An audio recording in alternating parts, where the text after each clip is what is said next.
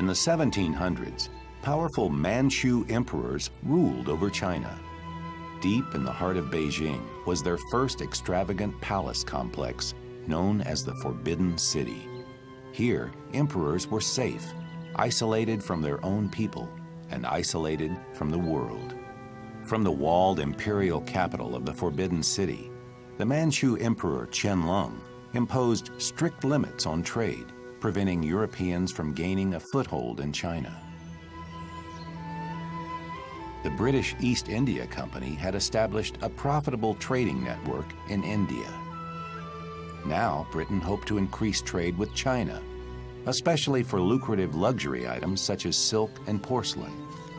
In 1793, Emperor Qianlong received word that the British were headed for Beijing. Lord George Macartney led a diplomatic mission dispatched by King George III, with instructions to negotiate additional trading rights for Britain. Lord Macartney arrived in Johore, the summer residence of the emperor, on the day of the emperor's birthday.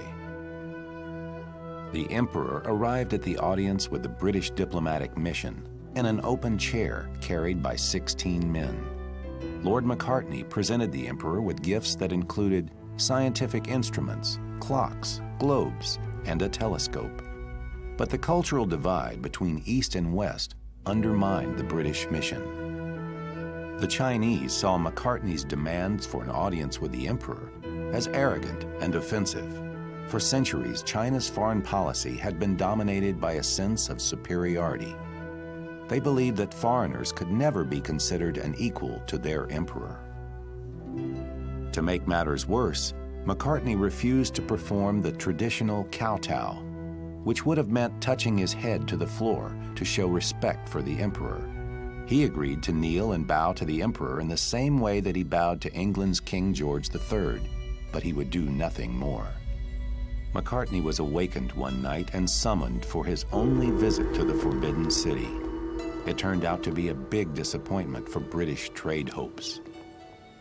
I cannot ever recall receiving an unpleasanter message in my life. I got up and hurried to the Forbidden City. After a 3-hour wait, we were ushered into the courtyard to meet He Shen, the Emperor's Grand Kalau, or Prime Minister. There before us was the Emperor's fine yellow silk armchair, upon which rested a scroll.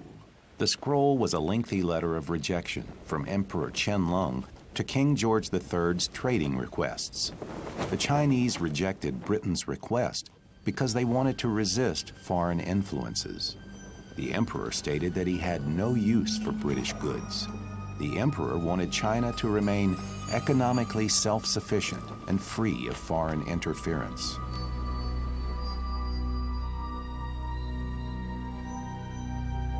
Macartney's failed mission meant that Britain would have to wait for another opportunity to increase trade with China. That opportunity would come when Britain offered a most enticing commodity, opium from India. But once again, the two nations would not see eye to eye. In 1836, the Chinese government banned the importation of the addictive drug. Britain claimed that this was a violation of free trade. In 1839, the dispute over the opium trade erupted into war. Chinese warships were no match for British vessels equipped with modern firepower. Victory in the Opium Wars finally gave Britain the trading access it had sought for so long. And for the Manchu emperors, centuries of tight Chinese control over its trade and economy had come to an end.